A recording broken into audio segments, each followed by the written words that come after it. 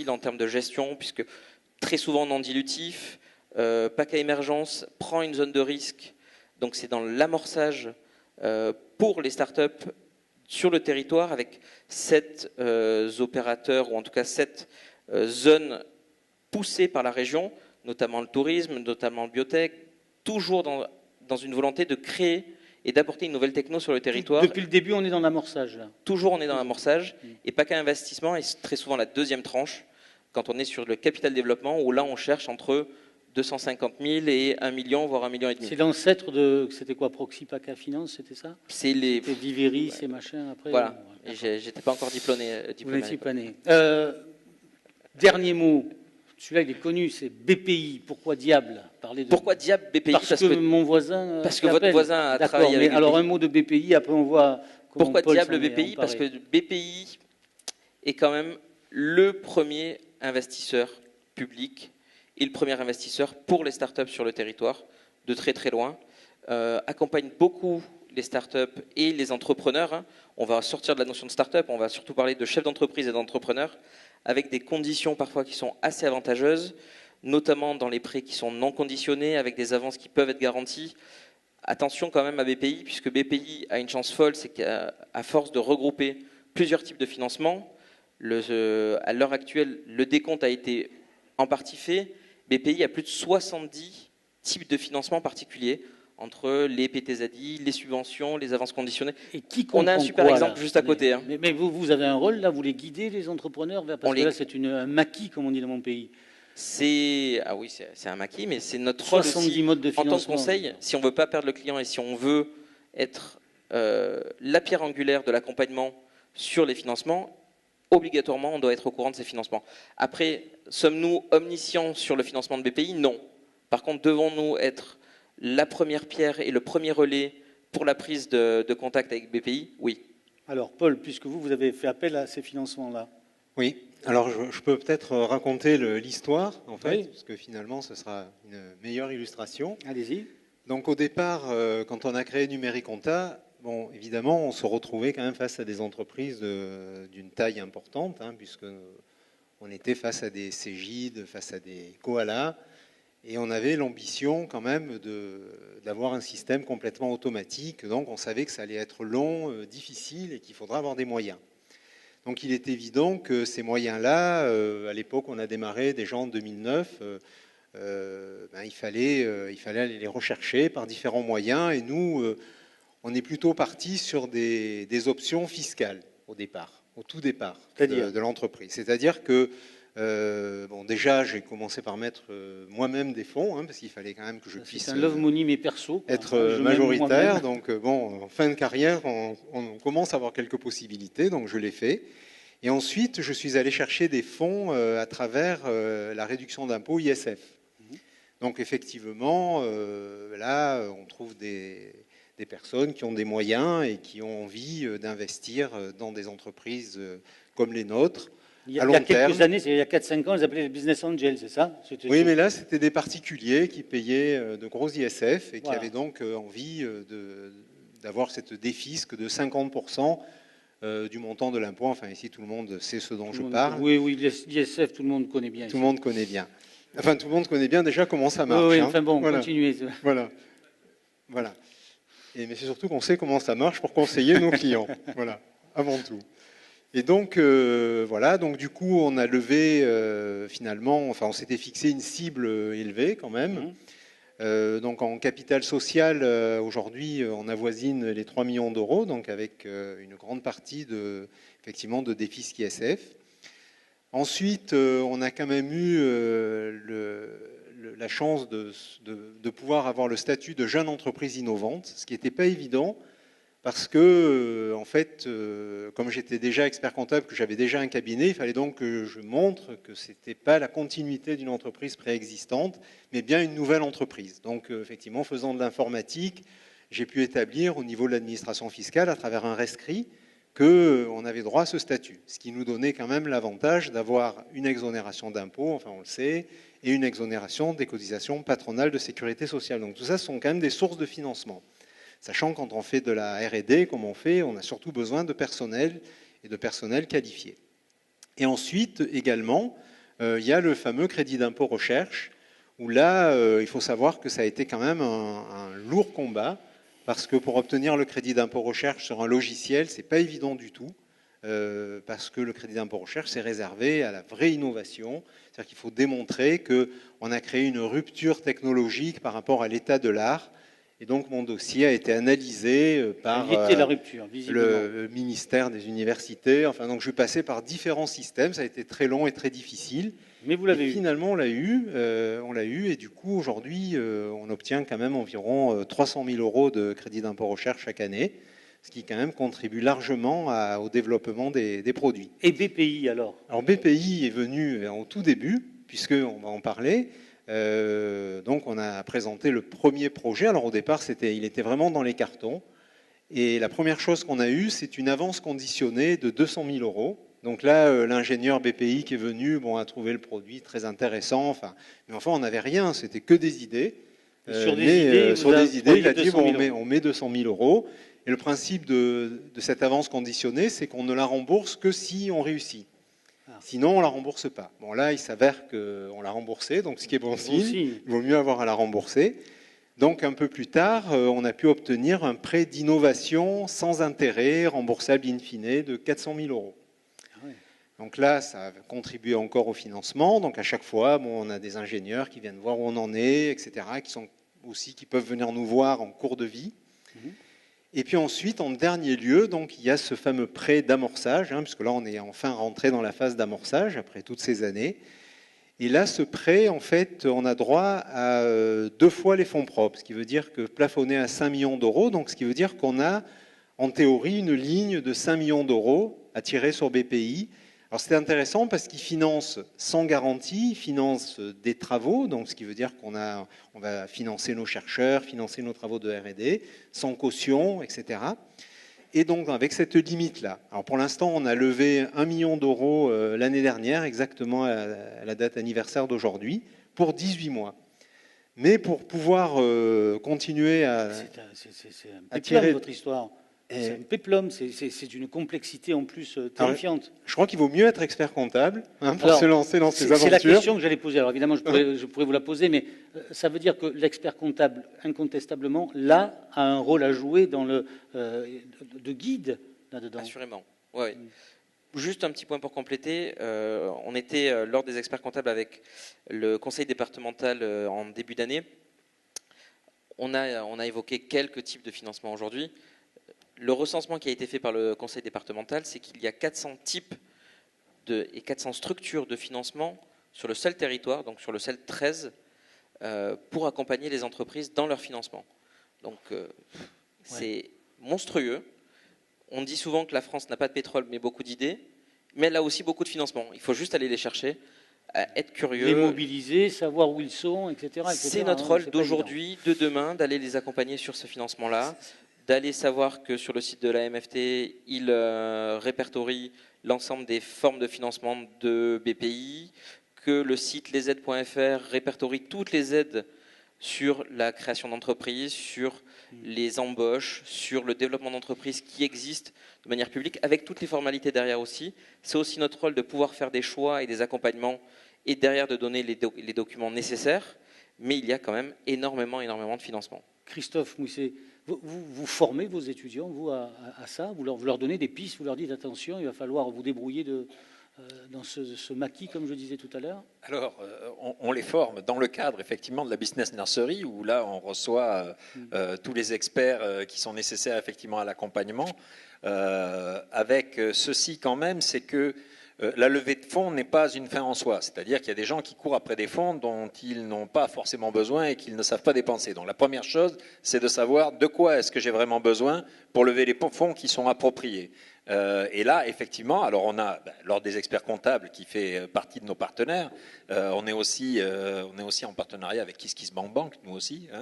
Donc voilà. Donc oui, cette expertise-là, on la met à disposition de nos étudiants, et ce sont la plupart du temps d'ailleurs des intervenants extérieurs, des intervenants professionnels qui viennent parler de ces mécanismes-là. Alors je reviens à notre problématique de départ, quelques mots-clés comme ça qui peuvent éventuellement nous permettre de mieux connaître le fonctionnement de cette économie qui nous occupe depuis ce matin et de cette transition numérique.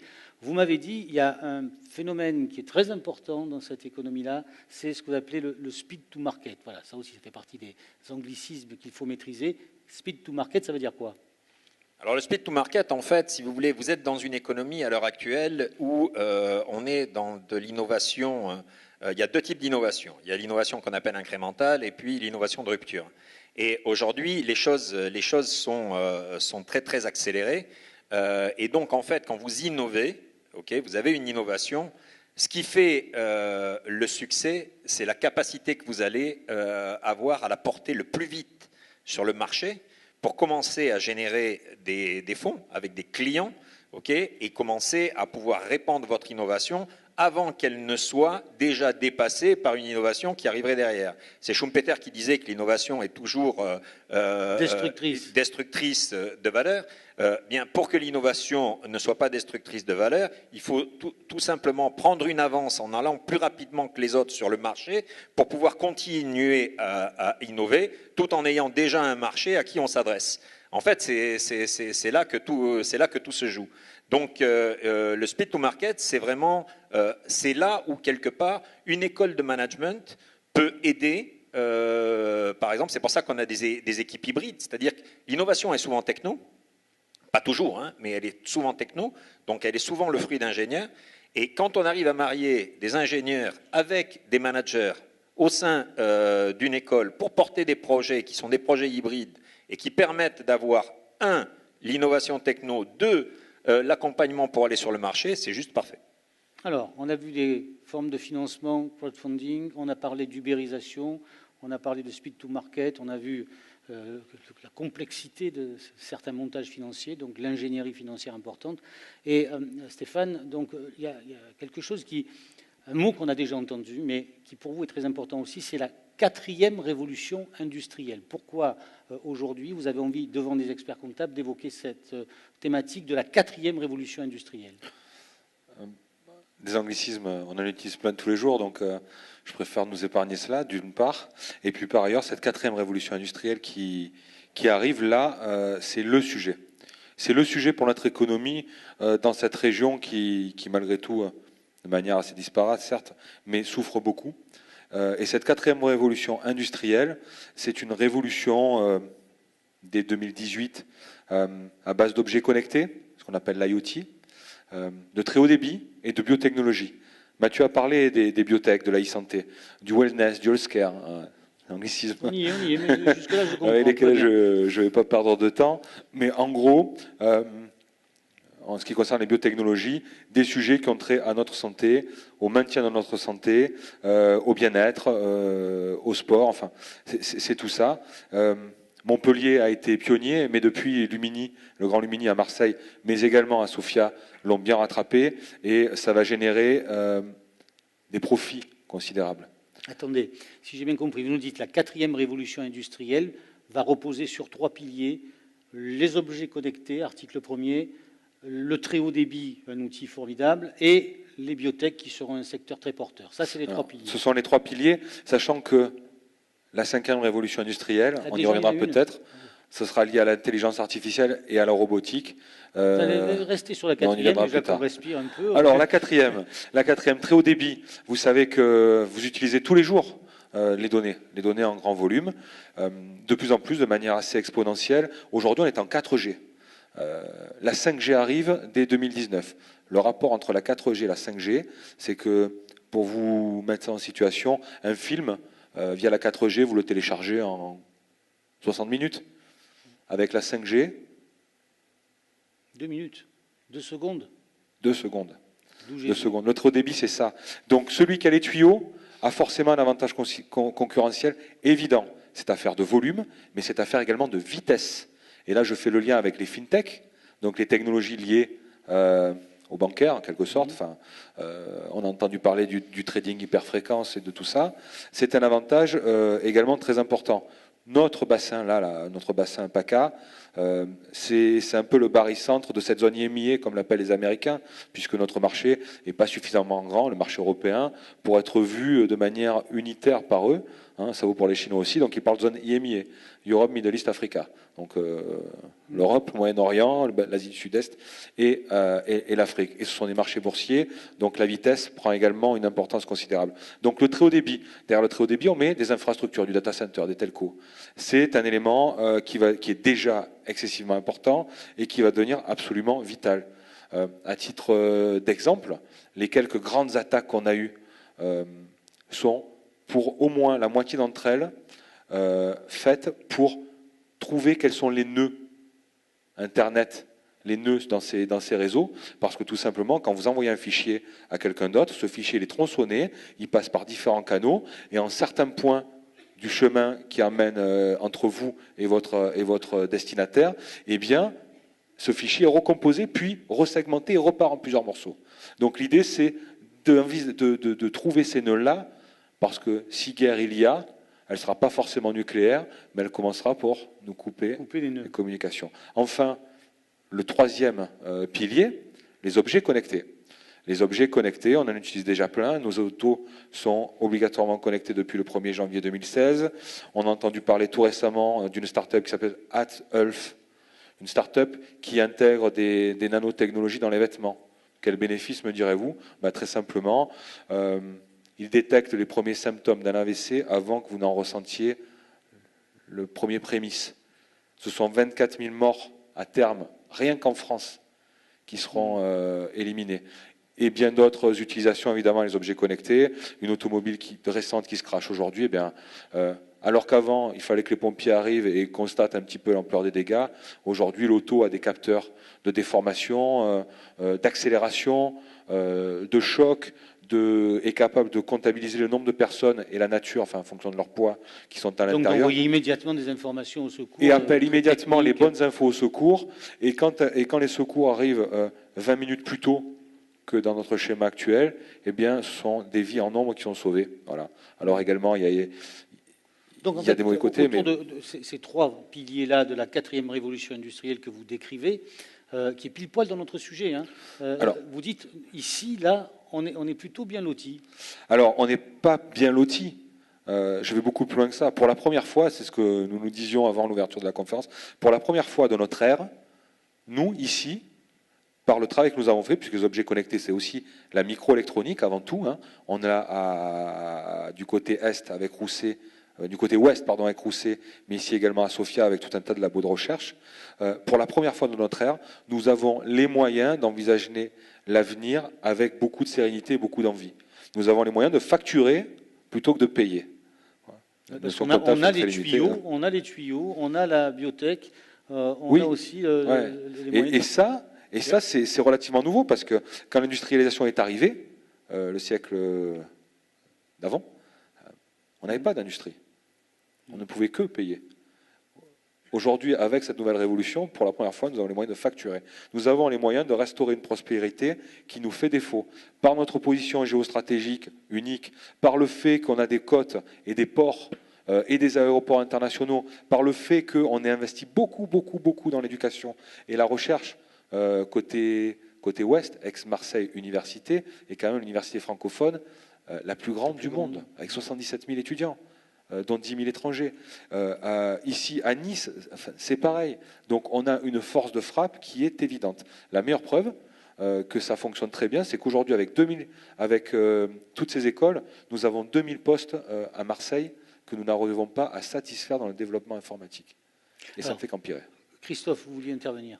Oui, pour parler de ce troisième pilier là, de la 4e révolution industrielle qui est la biotech l'e-santé, il faut savoir que, par exemple, la Catch Business School, qui est une école de management, on vient de créer un master d'innovation dans la santé, de management de l'innovation dans la santé, pour accompagner justement toutes ces biotech, toutes ces startups qui se créent, avec des gens qui viennent du monde, soit de la pharmacie, soit qui viennent de la médecine, soit qui viennent des biotech, pour faire une année de management et pour permettre justement de faciliter l'entrée sur le marché de toutes ces nouvelles innovations qui sont créées.